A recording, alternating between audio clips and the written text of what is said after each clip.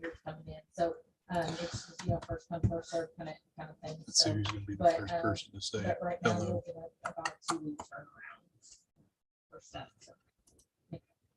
All right. Is there anything else I can do for you? All right. Okay. All right. Thanks. Sorry. Come back. She didn't register it, but we already replaced it, so I can't go back and say.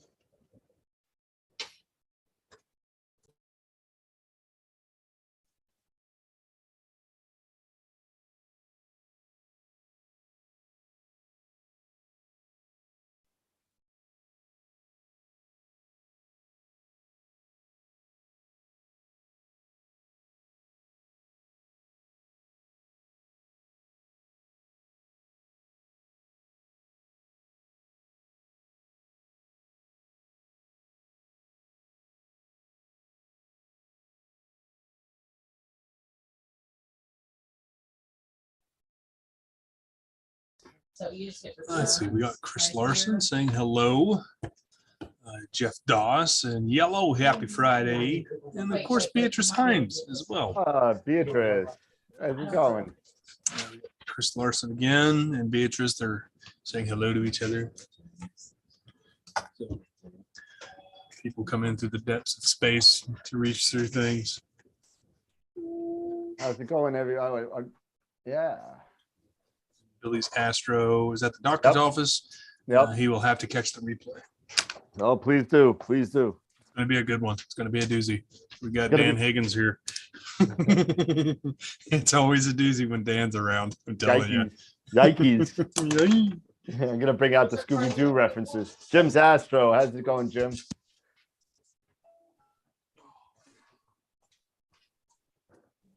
Jim will be on the show later on tonight, I'm sure. Really? That's good. Yeah, Jim Beatrice is on all the time too. Oh yeah, yep. Yep. Hey Jim. Hey Beatrice. Hey Chris. How's it going?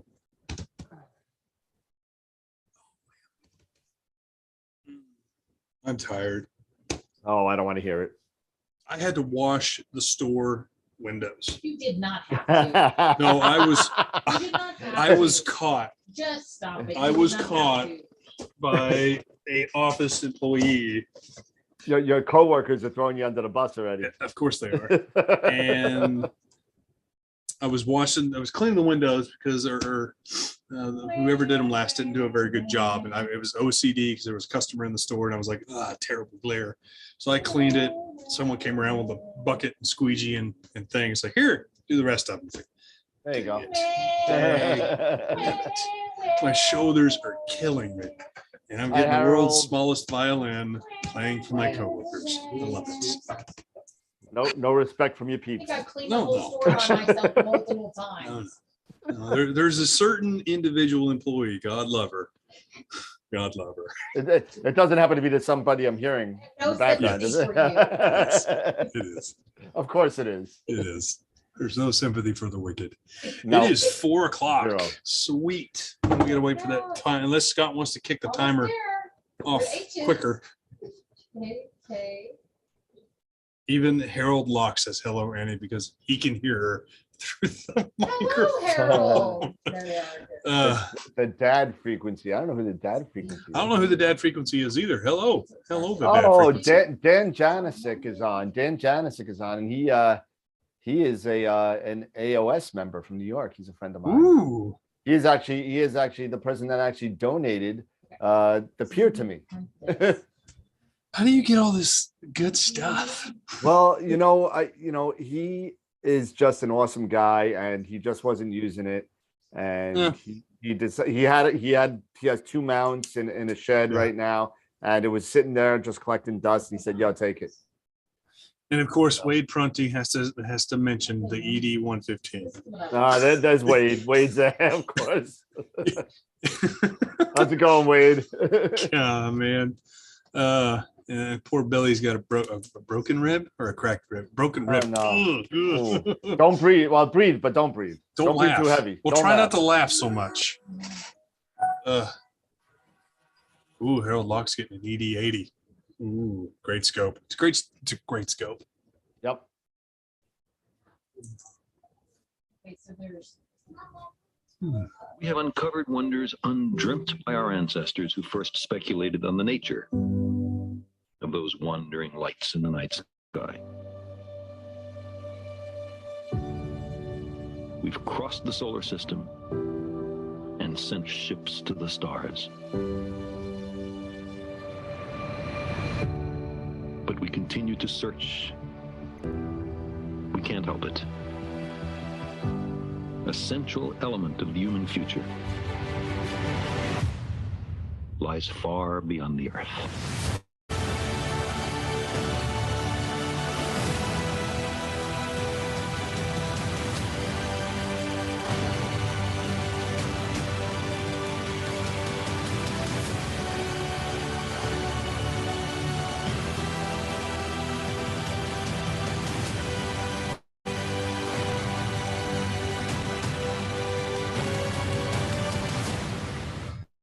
If we crave some cosmic purpose, then let us find ourselves a worthy goal.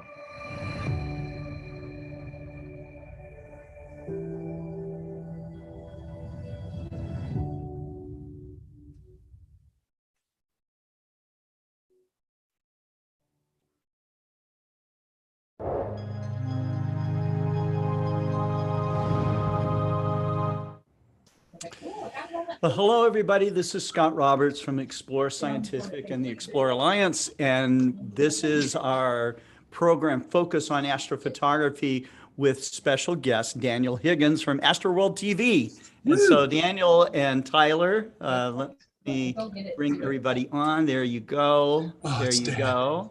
Oh, it's me. I got the spotlight for a Got the second. spotlight for a Yeah, second. you are. You always have the spotlight on. Let me get my good side. You can see how big Oh. the nose is. Oh, yeah. When the Look at that. stoplight becomes the spotlight, there, you know, so there you go. Oh, First and foremost, I appreciate everybody that joined in for another great episode of Focus on Astrophotography. We, of course, have the wonderful and great Daniel Higgins, creator, crazy guy, astrophotographer, and this is him. Everybody that knows him, he's a friendly guy. He'll help you. He will literally give you his shirt off his back if you need it. That's what I like about Dan. He's helpful. He's helped me a few times figuring out tilt issues on other scopes and trying to figure all that out. So Dan's a wealth of knowledge. He's been around for a long time. Don't mean to call him out being old, but you know, it is what it is. But today we're going to talk with Dan about what he does with AstroWorld TV, the contributions with just astrophotography in general, how he helps the community, and go over, of course, his wonderful pictures that he gets and some of the trials and the tribulations that he has with imaging from a terrible Bortle 8/9 backyard. You know, how he overcomes it. I mean, I know he's come from CCD cameras, the old SBIGs, and I've never messed with one, never seen one. I've only seen pictures of them. And this is the guy, if you have an SBIG issue, this is the guy to talk to because he's been around that long, guys. He's been around that long. So Dan, I appreciate you stopping in and sacrificing at least an hour of your time to talk to everybody and give them a little bit about yourself. Go ahead. yeah, no problem. No, thank you again, Scott, Tyler. Thank you so much for having me here. I think it's quite an honor to be asked. Thank you so much. So, I mean, I've been around doing astrophotography for quite some time, and we were actually talking on the show the other night on what, what was your first picture taken out of? And I was the only one that could say my first half decent picture not only was on film with the 35 millimeter, but my first CCD camera was a SAC 7B. And for those of the people that know that the SAC systems, SAC imaging systems, the camera, the chip was the size of, it's not even a pinhead, it was a pinpoint. And you couldn't find anything on. Yeah, it was so small. And That's like the ST4 camera. Yeah, I remember imaging with that thing. With half of it was like, it looked like the full moon was in the corner of every shot, and I couldn't figure that out until someone mentioned that was hot hot pixels or whatever, or amp glow. That's what it was. What is this big bright Plus hot star? pixels. What is this? Yeah, snow and amp glow. Yeah. Oh, it was horrible. And then the focal reducer on the SAC-7 was actually a screw-on 1 1/4 kind of lens on the nose. Oh, I remember those. Yeah. That's what the reducer Like a was. 3.3 focal Yep. reducer or something. Yep. Yep, Yeah. and I got completely no success out of that. I got nothing.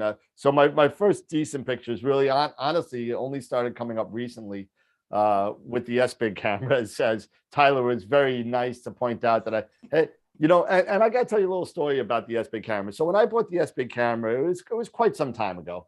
It was the STF 8300 mono.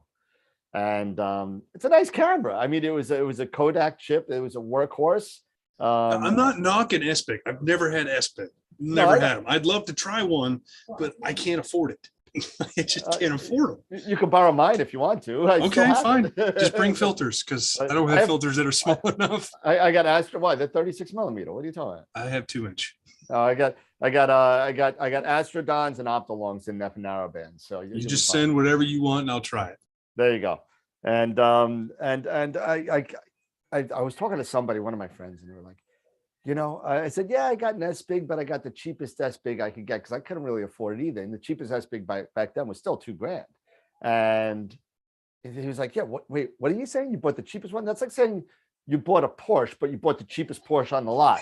And that made me feel a little bit better on the camera that I bought. And as the I don't even want to call it a hobby, as the obsession progressed.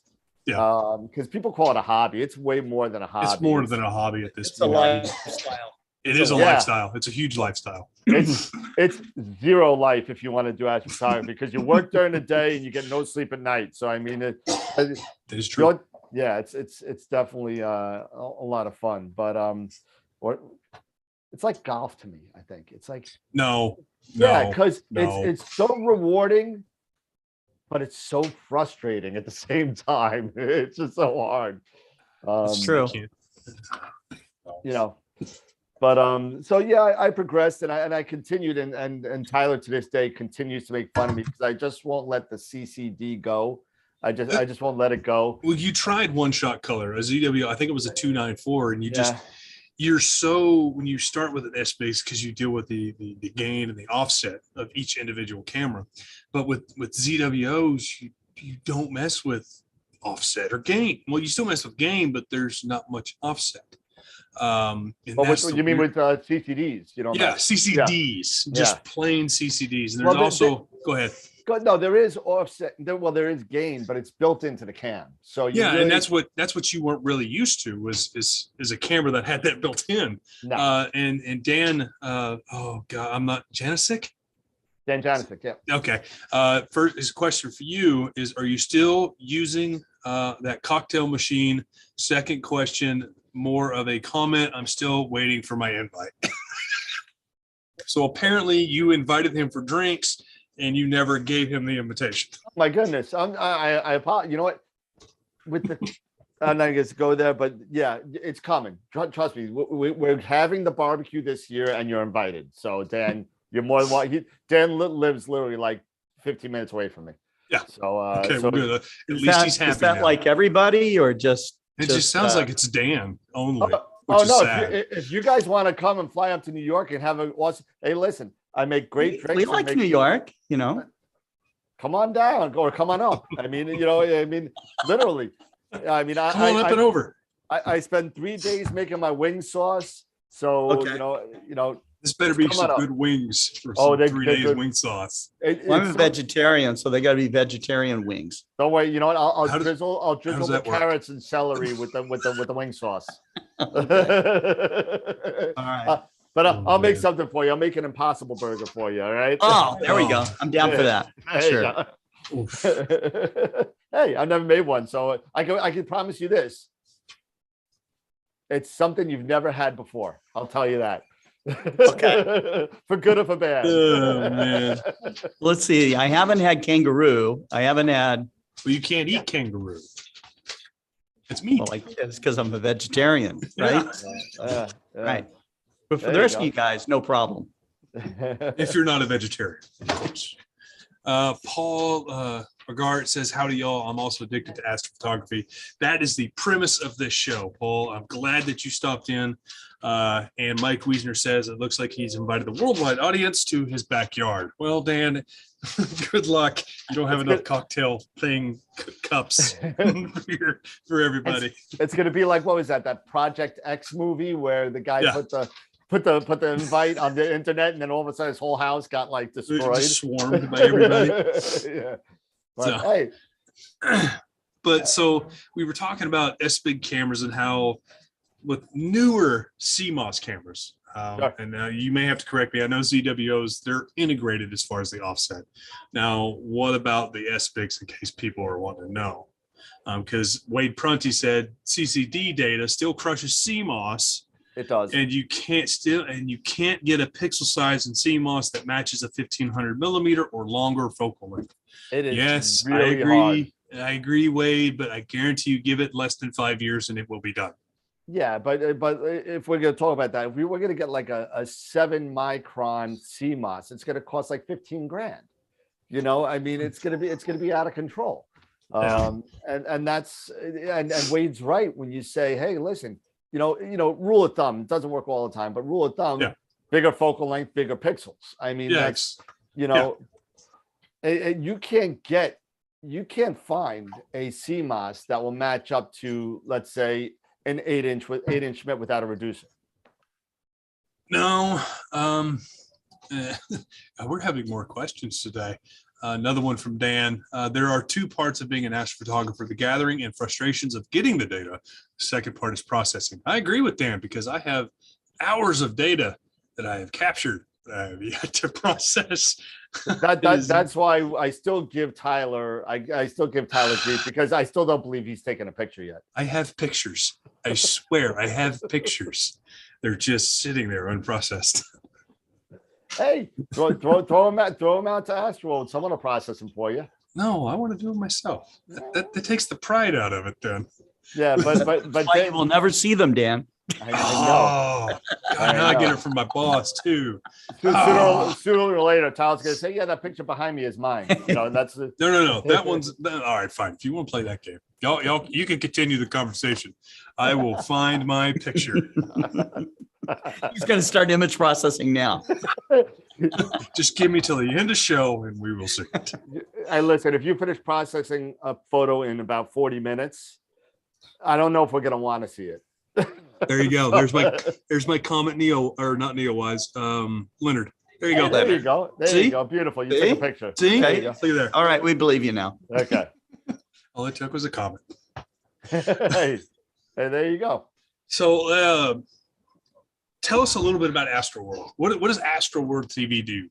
I know you guys have a show every Wednesday, but what is the purpose of AstroWorld TV? Let the audience know in case they don't. Well, okay. So AstroWorld actually started, I guess, about 3 years ago. And it started off with me and this gentleman, Charlie, and we just got together and said, hey, let's just sit on your couch and talk about astrophotography. and so that's what we did for a little while. And we had guests like Chuck from Chuck's Astrophotography, Doug Struble, TJ Connolly, a bunch of other ones, but it was all, we didn't know anything about streaming or anything. So it was everything. We had our cell phone on a table, letting everybody hear what they're saying. Yeah. You know, so that's what we did. And moving forward, Charlie had some things that he had to take care of personally with his life, and we're waiting for him to come back and make his return. So I can't wait for that to happen. And then it kind of morphed into AstroWorld TV meets the Backyard Astro Imaging Club. And for those of you that don't know the Backyard Astro Imaging Club, that's Tim Cowell's group on Facebook that's got well over 10, 11,000 people following it. It's a huge following. And he's from the UK. And we were doing a weekly show for a long, long time, for well over a year. And about the end of the first year, Eric Watson, who is now a co-host on the bi-weekly show that we have now, was one of the people that kept on coming on the show and, you know, throwing comments and stuff like that. So he said, why don't you come on the show? And so he's been there ever since. So, you know, Tim Cowell had to step down for personal reasons, not to mention the fact that it's a 5-hour time difference. Yeah, that was, you know, when we start at 8, it starts at 2 o'clock in the morning or Oh, yeah. 1 o'clock in the morning. It's tough. It is tough. We yeah. have people do it on the global star parties all the time. And I honestly, I envy them because there's no way I could do it. No, I need my beauty sleep. yeah, I mean, we just had Rumen and the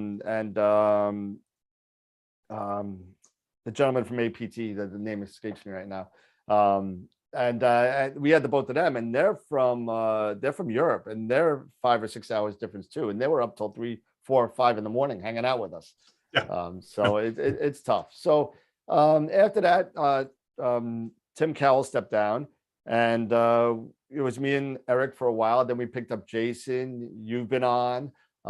Scott's been on. You know, and it's just grown and grown and grown. And now we have over 1,000 subscribers. Cow, did you ever think it was going to be this big? No. I think everybody that starts out, it's like, we're just going to be a mom and pop show. We just hang out with some friends. And then all of a sudden overnight, you're like, oh, I got 1,000 viewers. Okay. I actually got to provide content. Oh no. Yeah. What am I going to do? It's like, oh, stressful. Yeah. It's like, oh my God, it got writer's block. But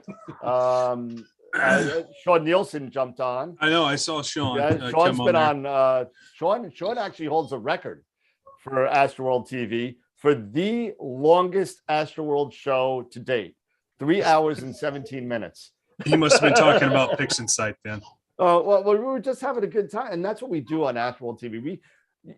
We don't have any basic topics anymore. We used to do topics, and then it just turned out that we kind of like, if anybody on there has watched the show, we kind of stray sometimes a little bit. And that's an understatement. Yeah, stray. You literally get on a Star Trek tangent. Yeah, Star Trek, Dune, whatever, and we get on there.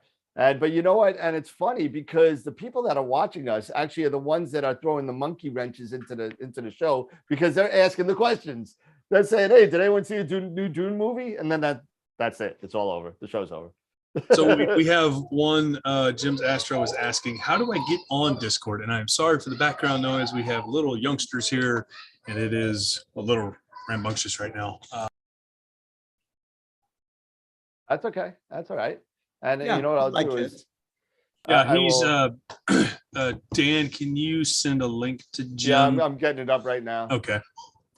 If you want to screen share or do whatever, you can. And yeah, so it sounds like you guys you educate while having fun. Yeah, I mean, we talk about we have so many people booked over the next 4 months. Yeah, I know you guys got quite a bit of people. You got quite a bit.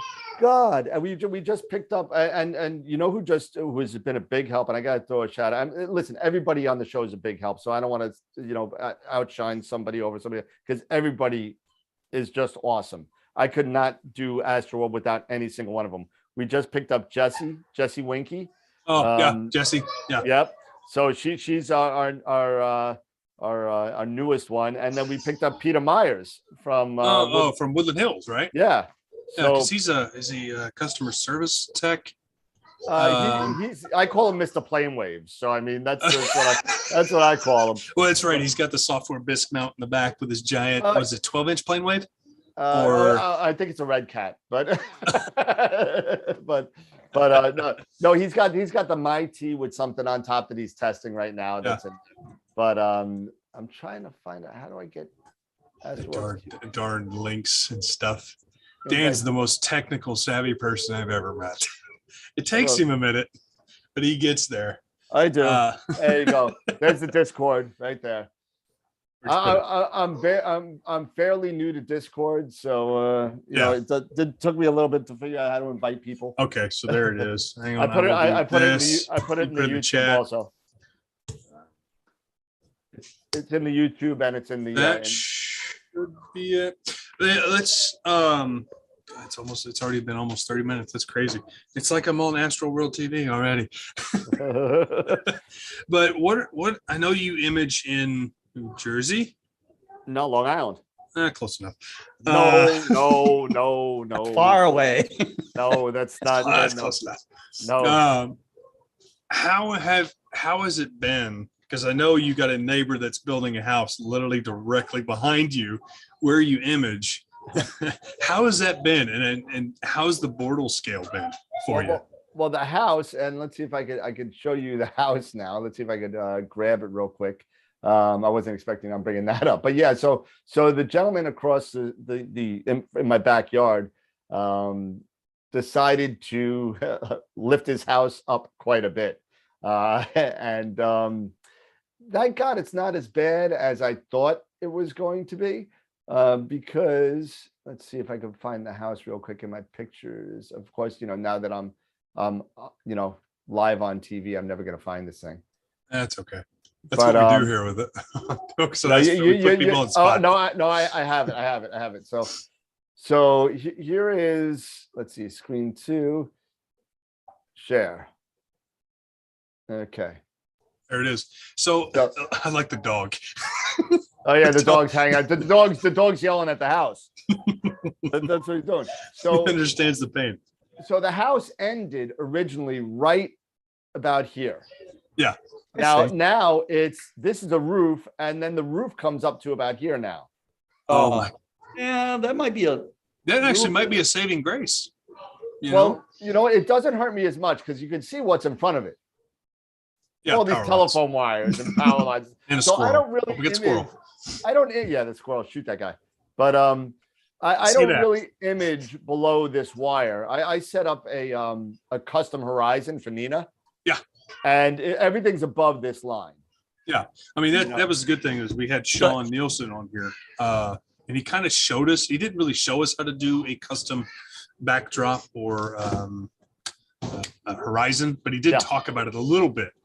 So that was cool. So I mean, is that above, what do you think? 30 degrees possibly? Yeah, it's about 30. It's about 30. Okay. Scott, you were going to say something? I was just wondering if Dan has talked to the builder, the owner of the home, to make sure that he's not going to install outdoor lighting that's going to shine right into your backyard. Yeah. So the thing is that the owner that's building the house left the country before the building started. So I did not know that this house was even going up yet. So he is in Greece right now, chilling with his family. And I guess I'll have to wait. I mean, the roof is on, so they're almost done building the house. I can only assume he's going to be back for the summer. So so I will knock on the door eventually. And I hope they don't have any of those shining lights coming down. And man. Yeah, that's going to be a big mess. I'm not going to like that at all. But Sean actually said he has the video on the custom horizon on his channel. Yeah, I forgot he did do that. So what imaging in that Bortle 8 or 9, what have you found most troubling other than the power lines? Other than the power lines, the house, the squirrel, and the other things. But yeah, I mean, the gradient of the sky, I mean, everything is gray. I mean, trying to find the right, if you're doing one-shot color, especially on Long Island, trying to find the right exposure time on especially one-shot color cameras can be very, very, very challenging. Yeah. I mean, go ahead. No, go ahead. I was going to say, would you recommend a certain, because I know you mainly shoot mono. That's all you shoot. You actually converted me into going to mono. And I curse you, but I praise you for it because it does unlock a lot more data. It doubles the time for data acquisition, but it gives you more. It really does. But say someone's doing one-shot color, would you kind of recommend either a light pollution filter or something that would kind of help negate some of that issue, possibly? Yeah, I mean, I've used a couple. I've used 2 different light pollution filters, and one did a little bit better than the other. The first one being one of the more popular ones, the L Pro. Yeah, that's the really popular light pollution filter out there, and that's what it is. However, to me, and I'm not trying to bust on Optolong, but everything looks a little bit red with Optolong stuff. I always find things a little bit blue. Oh, really? The other side? Yeah, and it could be just my preference, because I mean, I've done some L Pro, because you let me try out their Canon one, for the full EOS frame. R, the full frame, and I noticed that the background was more blue than anything else. Okay. I mean, you saw the pictures. I don't have them any on this computer, but yeah, they were more blue compared with the L Pro. Okay. And I'm wondering if the light pollution, and it could have been just the sky glow that I was shooting into. It could be. And you know, there's always different things. And of course, Chief CMOS comes out blue. Of course, Wade would know the answer to all of it. Of course. Man, I'm telling you, Wade. Love you, Wade. You're killing me, man. You're killing me. But yeah, so you would suggest possibly an Optolong L Pro, but what about some of the? Have you ever tried an IDAS? I have not. I have not. The only other one that I've used, which I thought gave a little bit more better of star color, was the Batter Moon and Sky Glow. Okay, from Orion? No, from Batter Planetarium. Right. Yeah. So name's in the Batter Moon and Sky Glow, I thought gives really, really great contrast and better star color to me. So I didn't have to kind of mess around with it as much as with the L Pro, and that's that's something that I have seen a little bit. I know, you know, as far as narrowband is concerned, again, you got the L Enhanced, the L Extreme, all that for one shot color. Those ones, I don't know. Maybe I got floaters or cataracts or something, but I see a lot of red shift in those. Oh, I would have to agree with you. There are more, like, especially for the L Extreme. There is a real jump in the red shift compared to the L Enhance. I mean, if you take the Witch Head Nebula, or the Witch Head Nebula, or what is it, NGC? God, which one? The Witch's Broom. I can't think of the NGC. What, the Veil? Yeah, the Veil. That's it. The L Enhance brings out more blue and some of the red, but the Extreme brings out a ton more red. Yeah. Just a ton more red. Some people like it. I mean, it's all that's the beauty thing about this hobby is it's art, and it's open to interpretation of what the person wants. Some people may like more red, some people like more blue, and that's what's great about this thing, because I mean, you got Dustin Gibson that turns the saturation level up all the way to a 12. But I mean, he makes it look good. I mean, that's the thing. He makes it look great. So I mean, it's all just personal preference, and that's what's great about this hobby. I mean, in most hobbies, is it's all personal preference and what you want to do. So yeah, I went off on a tangent. Sorry. Oh no, but you're exactly right. That's something that actually go on the show quite a bit. We talk about it on the show a lot. Yeah. And part of the show, when we actually stay on target, is going over other people's photos. People send us their photos to critique and look at them. I forgot that you guys do that. Yeah, we do that, and I have an email set up, dan@astroworldweb.com, and they just send it to me. And you just really screwed yourself just there. That's okay. You gave out an email. Dan@astroworldweb.com. You can email me whatever. Please keep it in good taste. But just send your pictures. You want judgment? Here it is. Let's make that a little bit more restrictive. Send your Astro pictures, not your pictures. There we go. Go. And they send it to us, and they talk about it. And you know what? Sometimes we go a little far. All of us, we're all pixel peepers. We're all pixel peepers, and we all look at it. We do. I don't pixel peep. Yes, I can't do. Not okay. I pixel peep. If somebody wants a critique, I will look at the stars. I won't look at the background. I won't look at all that other stuff. I'll literally look at the stars and see what they look like.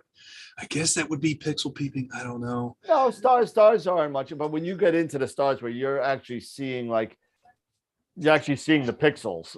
Yeah. And you know, that's a little much. We don't go that far, but the background we will take a look at, and we actually have we call it the Astro Pal. And it's the AstroWorld picture of the week. And what we do is people come in and they I see somebody floating in the background. I see a head. Just a head. They just come out of the deep. They come out of the sky and they invade. It's like somebody's wearing a green screen kind of Yeah. jumpsuit. But we do the AstroWorld picture of the week, and then that picture of the week gets qualified to be a picture of the month. Yeah. And that picture of the month, we have 12 pictures of the month. One becomes picture of the year, and out of those pictures of the month, we're making the AstroWorld calendar. Ooh.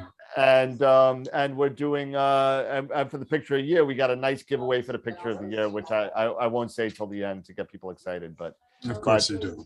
but So you guys do giveaways on AstroWorld TV. we have a ton of giveaways, and we got a bunch of people that are giving us stuff just to give away. I mean, the AstroWorld TV doesn't make anything on this stuff. We just say, hey, listen, here you go. We got stuff from this person, this person, this person, and we have enough stuff right now to give away one thing for every show for the next year and a half. Holy moly. Yeah, that's how much stuff we have right now. You mean that's how much stuff you have? well, I don't have it in my house. People send it out. Yeah. But we have a lot of stuff. We also have sponsorships for the membership. We have memberships on YouTube now. If you become a Red Giant member, you get a nice little AstroWorld shirt. It says Red Giant member on there. It's nice. Ooh, y'all have really upped your game. Yeah. We got merch. We got merch. We have merch now. We got merch. You can go to our Redbubble store and buy stuff you want. And if you buy something from the Redbubble store, 5% of all the profit goes to a random astrophotography group in the world. That's cool. We pick one and we just send it out. Now, nobody has purchased anything yet because it's just got on the webpage now. Of course. But that's the plan. We want to give back to the community for astrophotography. So what better way to do that than to help a struggling astrophotography group out there? That's awesome, Dan. God, I need to get back on the shows more. I've been so busy here at work and then family and then trying to get my observatory up and going. I know. You always harp on me all the time. That's right. Our first Astro Palm winner is in the chat. Is that Hogarth? Hogarth's Astrophotography had an awesome shot of the Heart Nebula. That Do you have it? Do you have it?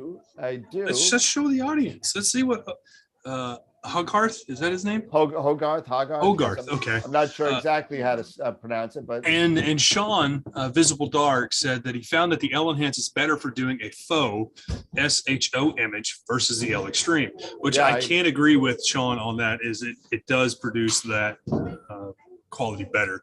And then Mark Ellis, everybody that's an astrophotographer that's been around AstroWorld TV knows who Mark Ellis is.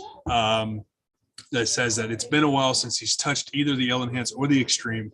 Been a while since he's actually touched a one-shot color. Because I swear Dan converts people to mono. I swear he does. I don't know what it's like. The mono pixie dust. He just converts people. He really does. The funny thing with mono is, and especially if you're dealing with Bortle, I guess anything over 6, I guess, and that's kind of where I'm in the threshold of 5 and 6. Sometimes, I mean, maybe 6 and 7. It just depends. And it could be a personal preference to me. I could be completely wrong. There's no science behind what I'm talking about, but you get a little inherent light pollution filtration by doing RGB shooting through a filter. Yeah. Because it's only letting a certain wavelength through. Yeah. So it's not, so you're getting a little, and it doesn't help. You still want to kind of use a little, but don't try and stack all these filters. You stack all these filters and you try and do an IDAS and the RGB. You start doing all that, you introduce a whole bunch of dust motes in your train. Then artifacts, dust motes, probably color change, all sorts of weird stuff. Don't go stacking filters like crazy, like you are just going to ruin the picture. It would actually be honestly to see what would happen if you did it. It'd be an interesting little experiment. I'm sure I have plenty already because I'm plenty of mistakes. But here's Hogarth's. Here's the picture, the first picture of the week by Hogarth's Astronomy. Right there. Astrophotography. Holy crap! Nice. That is awesome. No, what I can't remember what it's Merlot 15. Merlot 15 in the middle. Yep, that's look at the structure. What camera did he use and telescope? I have Do it you on the remember? webpage or on the top of the. I'm sure he's there in the Yeah, chat. He he's- could answer. I don't remember off the top of my head, but I mean, this was just Maybe he'll say something in the chat because I mean he is there. But I mean, look at the structure. Because yeah, I'd be interested to see how long his exposures were, how many did he take, and so on and so forth. Because mean- look at all that dark structure that's in there. I mean, Yeah, it's really That is amazing. cool. That is amazing. He used a QHY 268 mono or an equivalent ZWO's 2600. Yep. I believe. Yep. Dan. Yep, You may you're have to right. Correct me. Nope, you're right. And that's so he used an Esprit 100. Was There that? you I go. wonder if that was with. No, that can't be with the reducer. Would that be with the reducer? The 100, no, probably not, because the 80, the one that I did mine, the 80 fits a little bit more than the fish head with no Okay. reducer. Okay, so it's So- probably just a straight So it's Esprit probably 100. straight. Yeah, I'd like to. I mean, how is it? Just that's just amazing. I'd like to know how many subs he took, if it's possible. Hogarth, just to say it in the YouTube chat, say it in any chat, and because just for people want to know. I mean, granted, it's with an Esprit 100, but it kind of gives the people idea how to shoot for certain targets, just to give it this structure. Yeah. And it is with no reducer. That's incredible. I mean, just Yeah, I didn't think it was with the reducer, just with it the didn't framing of look it. like Yeah. it, but you know, that's awesome. Yeah, I like so the he did near an the awesome job. fish. Yeah, he really did. I'm curious to know if this is kind of his first real image, or is this just an image that he just submitted? The people on the show at AstroWorld kept on saying this looked like Gandalf with the beard. It does look like Gandalf. With the you shall not staff. pass. Yeah, the Yeah, whole yeah, thing, yeah. But yeah, he did an awesome job with this. So Yeah, so that's incredible. That's really impressive. It really is. that is the first picture of the week, the first AstroPal. Well, And, there's January right there for your calendar. Yep. So we're gonna have to get caught up. I don't think we'll have January, February, but actually that will be February. We'll do March. Well, you can do it for next year. Just gather them through this year and then just come Yep. out with it next year. Yep. That'd That's what we're be gonna the do. easiest way to do it. Yep. So I know you use, what camera do you use now? Because I know you got one from a certain individual that is highly regarded in the astrophotography community. Who did you get the camera from? I know Ron Breacher very well from Masters of Pix Insight, and or AstroDoc. And he was, is that me beeping? Yeah, it's me. He sat there and he told me, I told him I was getting ready to buy a new camera because I was going to get, the S Big is just, the chip was it's a 4/3. I wanted something a little bit bigger. And I needed something with bigger pixels too. So, cause the one that I have is now a 6-micron camera. So it's nice and big. It's a QHY 16200. With the chip size, for those of you that want to know, the chip size is actually an APS-H. Oh, it's the difference. So it's taller, I guess. It's tall, it's about 50% larger than the C. And I think it's 20% smaller than a full frame. So it's a little bit, it's bigger. It's a lot bigger. Like just to give you an example, I have my 4/3 on my 80, right? Now I got the QHY APS-H on the 127, and I lost almost no field of view. No field of view because of the chip size. But for Hogarth, he's done 2 years of one-shot color imaging, but it was his very first mono image. I remember him saying that's nuts. Yeah, that's literally insane. It really is. That congratulations, Hogarth. That is phenomenal, and that's what every astrophotographer tries to achieve.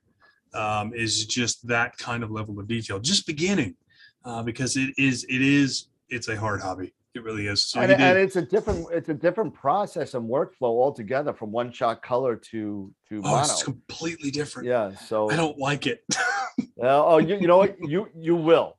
I know I will. It's just but he's it's 40 frames at 600 seconds at a Bortle 4. So 17 HA, 1303, 400 minutes. About a little less than 7 hours. So yeah, that's a lot of detail. Granted, it is in a Bortle 4, so that helps tremendously. That helps a lot compared to I got what you shoot in and what I shoot in. I think I took a night sky reading, a sky quality meter reading at my house was a 17.8. Oof. Yeah. Oof. Well, I mean, I can't say it's any better. Mine's. You see the background of your picture behind you? Yeah. That's what my sky looks like without a moon. Oof. So just to show you, I have a picture here. I'll show you. And this show some images. Let's see what old Dan Higgins got. Yeah, because I don't really show my pictures a lot. I don't know why. I'm not camera shy. I'm not gun shy. I just don't. I don't think they're good enough. But that is. Here is M4 and Antares taken from a Bortle 8 Sky. Wow. This is about 5 hours worth of data with mono camera with the SPIG. That is incredible. Yeah, so we got some, I mean, the background's a little bit of a, I punched the blacks a little bit, but I got some nice detail in here. See, this is why I don't like pixel peeking. Yeah. I want to see the whole thing. I don't care if the stars are elongated in the corners. Just look at that image and you'll be like, that's amazing. Honestly, I would frame that if it were mine. It's getting there. It's getting there. I want to do another one, but then I decided, well, you know what? I'm done with light pollution. I'm going narrowband. So this is about 17 hours. With this is the Pelican Nebula, right outside of the North American, and this is with the Esprit 80 with the SPIG as well. Yeah, that is definitely one thing I noticed is like I said before, your integration time dang near doubles to triples compared to one shot color. Yeah, it really does. So if you don't have at least 3 or 4 nights of good clear skies, you're going to be there on that target for a while. If it doesn't clear up, you'll see my Heart Nebula. I'll show you my Heart Nebula, which is one of my best shots to date. I think it's 26.2 hours worth of data, and it took me about 4 months to finish it. Now I know Wade Prunty. He did I believe it was 100-hour. Of the North American Nebula. It was 100 hours full frame, or the full thing, and I think it took him Wade may have to correct me, 2 or 3 months to capture it all. Yeah, because he lives in Dallas, Texas. Forget, just as bad skies as New York. Oh yeah. And he said he has lost a lot of sleep because of it. But I mean, the images it was 106.3 hours. Wow. But the image looks phenomenal. It's insane. I'm sure. But I mean, that's dedication. It really is. This is not even close to probably what he did. This is about a fifth of the time that he put into it. It took him 21 days to do that. Yeah. Yeah. He is, you guys are dedicated. I mean, I just literally tell my rig what to do and I go to bed. Oh yeah. Me too. But I mean, I want to do this again. And when it comes back around again, it's coming soon. It is coming soon. And I'm going to do it again because you know what? I got the new filters from Optilong, and they tend to do a little bit better in the OG channel. Yeah, they have. I've noticed the difference. Because you know what? This is annoying me. Why do you let halos bother you? Oh wait, they bother you're pixel me. picking. You're pixel peeping again. It's my picture. I'm allowed to. So this is about 20 hours as well on and on the right over here you can see this is the end of the Pelican over here. Yeah. And North American Nebula. It's about 20 again with the Esprit 80 as well. Yeah. And that's that. Really California. That's a lot of good structure. Yeah, really under processed. My flats weren't working right, as you can tell. It kind of looks like there's a cloud going through it. Yeah, there was some stuff going on here. This is just one of my completed images. I just like the structure in it. Yeah, it's great structure. It really is. And that's with the original SPIG, or I guess you only really had one SPIG technically. This is actually with the QHY. Yeah. And with the 80 though, with the 80. That's amazing. That's pretty good. That's really good. then you got that. Yeah, that's awesome. Now this is taken from my backyard. This is only about 3 hours worth of data. But you can still see the dark structure in the arms. Yep. You can almost see the satellite galaxy a little. I call it a satellite over right here. there. Yep. Yep, right there. It looks like there's an arm And another kinda one going down off here. to it. Yeah. That's impressive, Dan. It really is. And I mean, that goes to show. Now, granted, this was all done with a monochrome camera. Yeah, it's all mono work. Could you possibly achieve this with a one-shot color, or would it take more integration short, time? Yeah, really short exposures, like super short. Man. So the integration time would increase more then. Yeah, because absolutely. if you're doing 30-second shots, then you're going to have to take twice as many just to get a tenth of this detail. Yep. Just for however many hours you said you put into it. Well, again, this is only 3 hours. I mean, this is not a lot of. I mean, if I put a lot more into it, I could, I would have got better star color. You got better star color. You would have got more blue out of the galaxy. Yeah. The firecracker. I love that galaxy so much. So there's another one, and believe it or not, it even says that less than 1 hour. So it's like 56 minutes if I remember right. Look at the blues already. I know. It came out really, really good. And again, if I put 10 hours into it, 15 hours, 20 hours into it, it would look awesome. Yeah. And that's the last one. Hey, there's the Heart Nebula. That is beautiful. And that's the last one. So again, so narrowband makes a big difference in Bortle 8 skies. I mean, or worse. These skies on Long Island we live in the light pollution capital of the world. And it's just horrible. And you gotta look at ways to combat these things. And if that's going full narrowband, like which pretty much is what I'm gonna end up doing. It's what I've already done. I've ordered my second monochrome camera, and I'm just literally going to use the one-shot color on moonless nights. Well, probably not. I'll probably just use it just for testing. Yeah, that's it. That's honestly it. Yeah, because I'm serious. You have literally converted me. I have a 2600 mono. I just ordered the 294 mono as well. Because I originally had it, but then I sold it to Eric, as the gentleman you mentioned before. So I went ahead and bought another one because, or lo and behold, Simon Lewis said that it's wonderful because you can unlock binning, and it is really supposedly a great camera. And I never really got to use it when I had one. So yeah. So that's awesome, man. It really is. I hope somebody or anybody from the audience took any of the information that Dan is bestowed upon us about imaging in a terrible light polluted sky. It's pretty bad. I mean, the bad thing is you barely even get to image sometimes. Oh, you and I talk all the time. And you're always cursing the skies because they won't open up, or you get the wrong part from certain people and you can't put stuff together. Dan has forever had a battle with precise parts on getting things. I have a box right here. I don't want to show up, but I have a box right here that's literally been sitting underneath my desk for 4 months now, waiting. Finally I ordered the precise parts thing, and it took 4 weeks, and it's the wrong precise parts. So now I got to order another one. Well, I hope they get it worked out for you. I really do. Yeah, you know what? In all fairness, it wasn't precise parts. It was me. I ordered the wrong one. And it's always that's what it was. You know what? The serial number of what I needed it for, literally, there was 1 letter difference, and I just ordered the wrong one. I did the same thing with Moonlight. I ordered the wrong adapter. I had to eat crow and said, Ron, I ordered the wrong part. I need this one instead. He's like, it's no big deal. No big deal. It's like, all right, cool. So I mean, God, sorry, I opened my email and I saw Kent show up there. Scott, do you have any?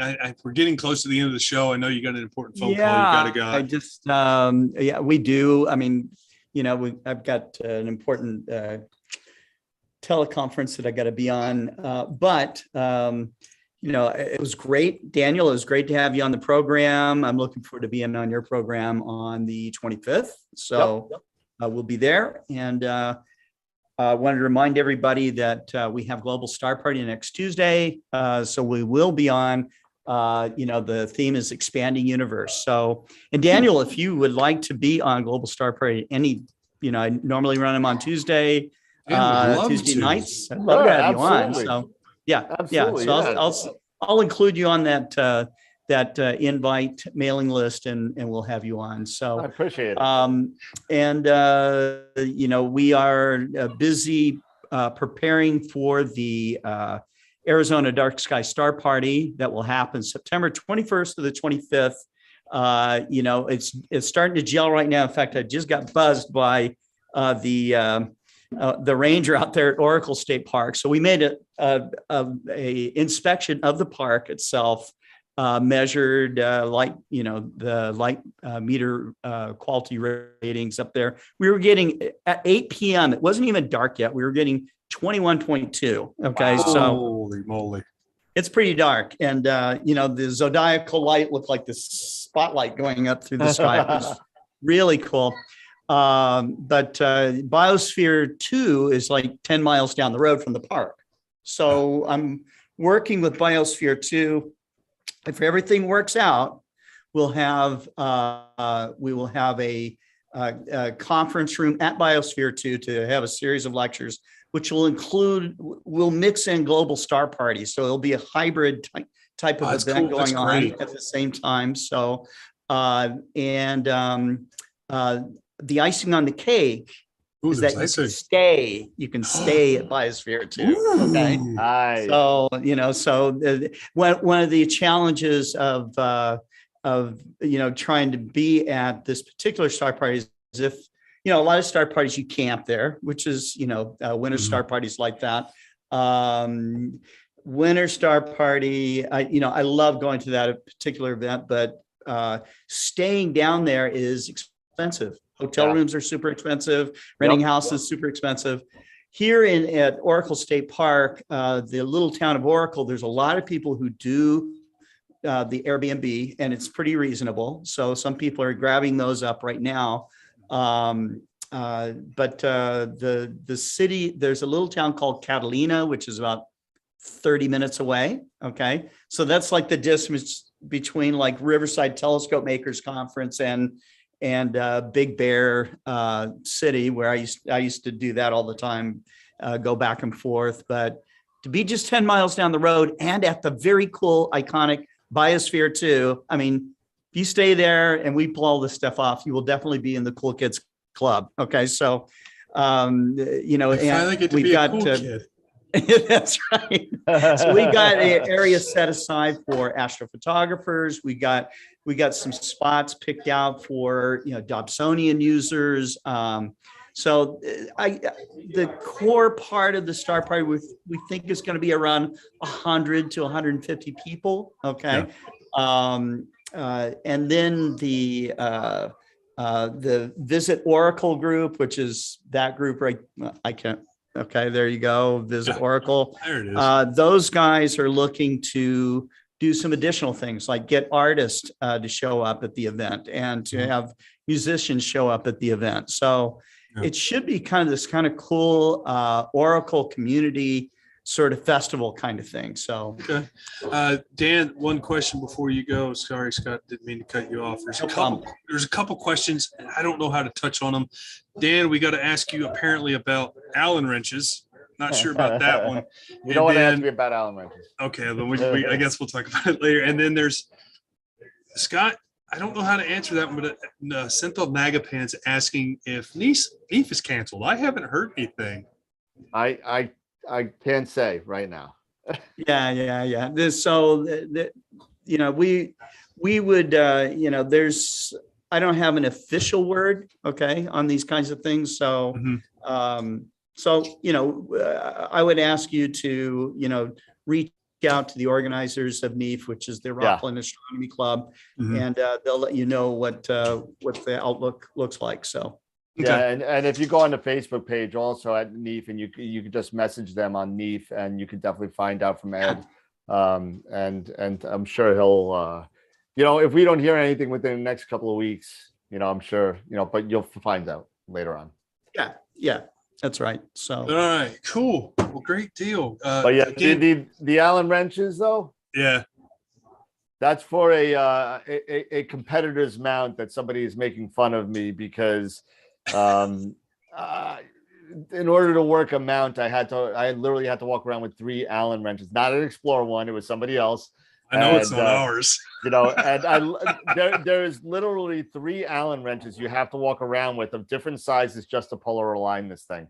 And it was just, I took this thing. If you want to talk offline, we'll talk offline. I don't want I to. already know what you're talking about. I know you know, yeah, but it was a That's big mess. hilarious. That is hilarious. Well, Dan, You know, Allen wrenches used to be the way. I mean, that was back in the old school days. You kept a set of Allen wrenches. You had adjusted to. them out with this, Oh and yeah, that was but it. You know, so you know, that Yeah, is but crazy. now everything comes with nice, large, hopefully. Yeah, azimuth everybody's altitude spoiled now, bolts and you know. everything, Yeah.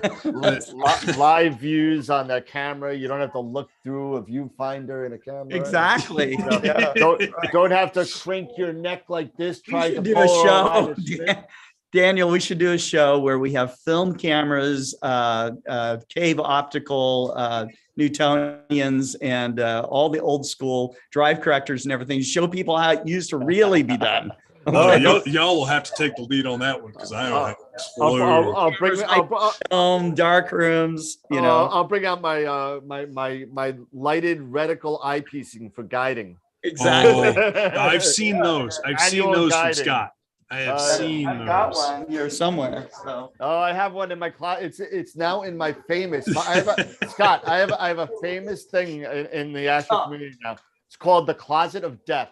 And Closet of Death. Yeah. Okay, you guys there you go. recognize that, right? Yep. Oh my goodness. Yes. Absolutely. That's is a so reticle funny. there. Yep. So That is hilarious. Poke your eye out if you ain't careful. But Dan, One thing about Scott is, and I know we got 2 minutes, Scott's got to go and we got stuff to do, but Scott has got the most awesome stories. He's got, you know, the last time he was on the show, he told some stories, and again, we'll talk about it on the 25th. But if you want more of Scott's awesome stories, come and hang out with us on the 25th. it was And awesome. you get that. all I can say is I lived. Okay, so I lived. But every man dies, not every man really lives. Is that what we're talking about? Oh boy. Oh boy. I'm sorry, that's an old Braveheart. Yes. But Dan, Scott, we always appreciate your time. Thank you for letting me put on this show. I hope the audience got to learn something shooting from a Portal 9 sky, basically, and how to combat the sky. You got to learn a little bit about what AstroWorld TV does and what Dan Higgins actually does, which I'm still trying to figure out what he actually does. I don't know. He's just a face. That's all I remember. He's just a face. But I hope you guys tune in next week. Appreciate the audience. It was a big audience today. Other than that, I hope you guys have clear skies and always keep looking up. I really do. Yep. It's great. Okay. So let's wish everybody a great weekend, and hopefully it's clear skies wherever you are. And if it's not clear skies, hopefully you have a good time anyway. So it's always time to do that's image processing time, right? So, Oh, I got to get my shed ready for image processing. Get a cool camera and do your dark library again. I don't want to do it again. go. I don't want to do it again. There you go. Do it again. You gained 1 hot pixel somewhere. And you may as well just do it. Don't you curse me. Don't you dare. I know. Lord. Yeah. All right, guys. Thank you Thanks, so much. everybody. Thank you. No, thank you for having me. Appreciate it. You're welcome, Yeah, buddy. thank you so much for coming on, man. All All right. We will see you guys focus on astrophotography next Friday, but we'll be back on Monday with Dr. Daniel Barth on How Do You Know? Take care and good night.